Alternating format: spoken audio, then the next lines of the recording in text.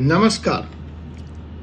जल, जोड़ू और जमीन, अदावत की पुरानी कहानी। खैर, हम आज का अपना ये एपिसोड महत्वपूर्ण विषय जमीन तक सीमित रखने वाले। तो जमीन पर हक किसका है? जिसका कब्जा है या जो मालिक है? अब अगर वो मालिक है तो किस डॉक्यूमेंट के सहारे मालिक है? उसके पास उसके नाम का म्यूटेशन है, टाइटल डीड है, रजिस्ट्री है, महज एक सेल एग्रीमेंट है। तो ऐसे कई सवाल शिद्दत से हमें सिविल के मुकदमे में देखने में आते हैं।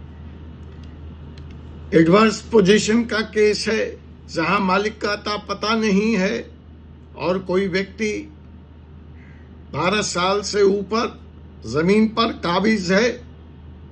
तो इन सारे विषयों पर मैं आपका कानूनी दोस्त doctor Jay Kumar Pandey, advocate, Supreme Court of India, आज पेश कर रहा हूं एक ऐसा धमाकेदार और जमीन हिला देने वाला एपिसोड जो आपके दिमाग की बत्तियां जमीनी मुकदमे में, सिविल के मुकदमे में जला देने वाला है। आज हम बात करने जा रहे हैं एक ऐसे केस की जो हजारों लोगों की नींद उड़ा देगा। ध्यान कर लीजिए, लाखों लोगों की नींद आज इस एपिसोड के बाद उड़ने वाली है। तेलंगाना हाई कोर्ट ने हाल ही में एक बड़ा ही ऐतिहासिक फैसला सुनाया। वह फैसला क्या है? वह फैसला उन सभी जमीन मालिकों के लिए एक नसीहत है, एक सबक है, जो बिना रजिस्ट्री के जमीन पर कब्जा किए हुए बैठे हैं। मैं बार बार कहता हूं कि मालिकाना हक और बात है और कब्जा और बात है। कल आपके पांव के नीचे की जमीन हिल के रह जाएगी। रिवर विला फ्रंट, करोड़ों की संपत्ति जो रजिस्टर्ड थी, जिस पे सरकार का ओसी, एनओसी, सीसी सब था, नक्शा पास था, ऐसे विला सुप्रीम कोर्ट ने गिरा देने का आदेश दे दिया। उस केस के बारे में कभी कोई और बात करेंगे। ये मैं इस संदर्भ में कह रहा हूं कि यूपी में ग्रेटर नोएडा और नोएडा में फार्म हाउस खरीदने वाले लोग सचेत हो जाइए। फिर से योगी जी का बुलडोजर चल पड़ा है फार्म हाउस की तरफ। तो फार्म हाउस से मैं पिपड़ी चिंचवार के इस केस की चर्चा इसलिए कर रहा हूं, महाराष्ट्र के, जहां सुप्रीम कोर्ट ने कल ही उन विला को गिरा देने का आदेश दिया है। क्यों? क्योंकि ये विला फ्लड प्लेन में बना था और नोएडा और ग्रेटर नोएडा के इन फार्म हाउसों की कहानी भी यही है। तो खैर, आज का विषय, आज का एपिसोड फ्लड प्लेन और विला या फार्म हाउस का नहीं है। इसलिए आइए हम चलते हैं तेलंगाना हाई कोर्ट के उस बड़े फैसले की तरफ जिसने उन सभी लोगों की नींद हराम कर दी है जो किसी की भी जमीन पर बिना रजिस्ट्री के कब्जा जमाए बैठे हैं। तो अगर आप भी जमीन खरीदने और बेचने की सोच रहे हैं तो इस वीडियो को अंत तक जरूर देख लीजिए, वरना बाद में कहिएगा कि वकील साहब आपने बताया नहीं, और बाद में खून के आंसू मत रोइएगा। फिर मत कहिएगा चिड़िया चुग गई खेत, अब पछताए होत है क्या। तो साहब, क्या बरसा जब किसी सुखाने, समय बीतने के बाद हाथ मलते रह जाएंगे, लकीर पीटते रह जाएंगे। पीटना है तो अभी पीट लीजिए। तो साहब, इस केस में क्या होता है? एक जमीन के मामले में दो पक्ष अदालत में पहुंचे। एक पक्ष ने दावा किया कि वह इस जमीन का मालिक है क्योंकि उसने सेल डीड के आधार पर, बिक्री पत्र के आधार पर, बिना रजिस्ट्री के यह जमीन खरीद ली थी और सालों से उसका कब्जा भी है इस जमीन पर। तो सेल डीड है और इधर कब्जा है। दूसरे पक्ष जो कि वारिस थे, जिनको ये प्रॉपर्टी बाय सक्सेशन मिली थी, उन्होंने कहा कि साहब ये तो कब्जा ही गलत है। उन्होंने पोजीशन को ही चैलेंज कर दिया। मामला गया कोर्ट में और जिला न्यायालय से होते हुए पहुंचा तेलंगाना हाई कोर्ट में, और वहां से जो फैसला आया है इस बारे में वो रेफरेंस है, वो इतिहास के पन्नों में दर्ज हो गया है, वह कानून के किताबों में दर्ज हो गया है। तो कोर्ट ने लंबी बहस के बाद, दोनों पक्षों को सुनने के बाद स्पष्ट कर दिया कि देखिए, बिना रजिस्ट्री, बिक्री पत्र से, सेल डीड से किसी भी व्यक्ति को उस संपत्ति का मालिकाना हक प्राप्त नहीं होगा। ऐसे कब्जे को हम कानूनी नहीं मान सकते, उसको वैध नहीं मान सकते। और अगर यह कब्जा इजाजत के आधार पर है, कॉन्ट्रैक्ट एक्ट के तहत पर है, तो यह एडवर्स पोजीशन भी नहीं कहलाएगा। समझे?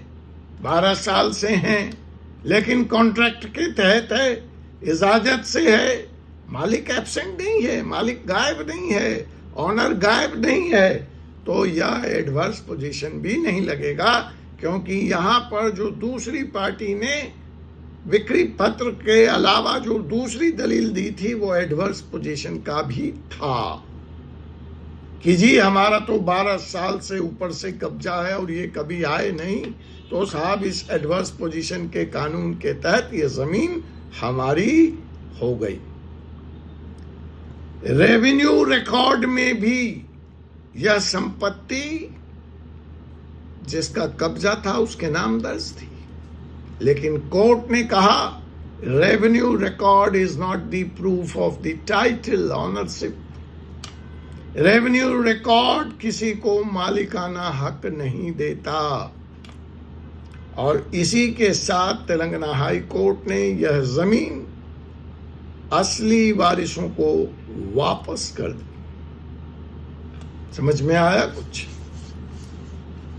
तो रजिस्ट्री अगर नहीं करा रहे हैं तो you are at risk. Simple एक लाइन भाषा में समझ लीजिए। न कब्जा काम आने वाला है, न जज्बा काम आने वाला है, न बिक्री पत्र काम आने वाला है, न रेवेन्यू रिकॉर्ड काम आने वाला है। अब इससे आपको हमको क्या सबक लेनी चाहिए? इस फैसले में आम आदमी के लिए क्या है? तो बड़ी चीज साफ है। जो बड़ी बात जो आपको सबसे ज्यादा जाननी चाहिए कि अगर आप किसी की जमीन पर कब्जा किए बैठे हैं या बिना रजिस्ट्री के आपने जमीन खरीद रखी है, तो आप समझ लीजिए कि आप इस जमीन पे मेहमान हैं। बस देखभाल ही कर सकते हैं इसकी।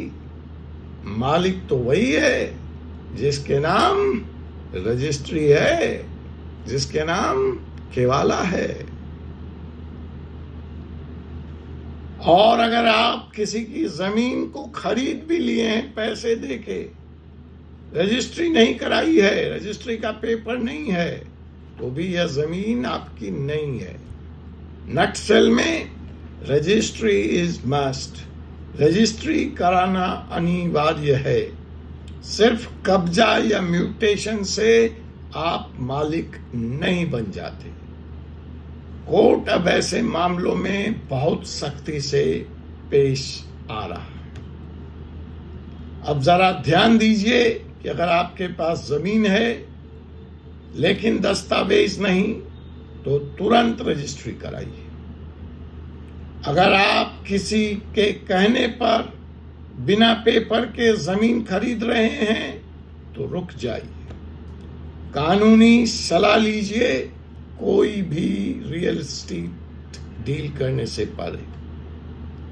और अगर आप जानना चाहते हैं, केस लड़ना चाहते हैं कि आपकी जमीन सुरक्षित है या नहीं, तो आप अपना केस कमेंट के जरिए हम तक पहुंचाइए। हम आपको मदद करेंगे, हम आपके केस की समीक्षा करेंगे और हम आपके जवाब देने का प्रयास करेंगे। क्योंकि अगर आप समय रहते अपना होमवर्क नहीं किए तो कल आपसे यह सवाल कोर्ट के द्वारा किया जाएगा। तो आज के इस एपिसोड में जमीन के इस मालिकाना हक का वीडियो के बाद अगले विषय पर अगले एपिसोड में पुनः आपसे मुलाकात होगी। तब तक के लिए मुझे advocate doctor Ajay Kumar Pandey Supreme Court of India को अनुमति दीजिए।